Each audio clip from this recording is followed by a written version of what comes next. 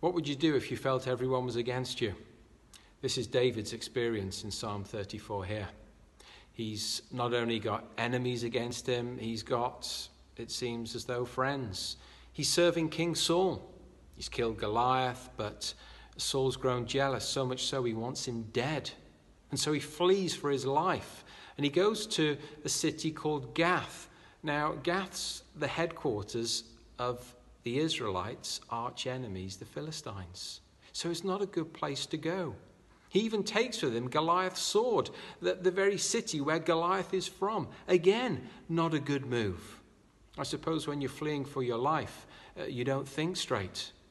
And the king comes to him, and David actually pretends to be insane.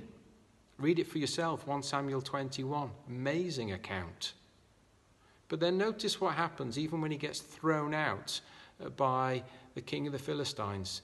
David turns to God and he pours his heart out and he writes this. And how he begins is such a lesson to every single one of us, whatever we're facing, even the toughest of trials. Because this is how he begins, verse 1. I will exalt the Lord at all times. You see, he's realized when everyone's against you, there's only one place you can go, and that's God. And you find that he's never against his people. He goes on and he says and claims these wonderful promises. Verse 4, I sought the Lord and he answered me. Verse 5, those who look to him are radiant. Verse 6, this poor man. So he notices that he's probably been stupid, unwise. He notices that he is actually helpless.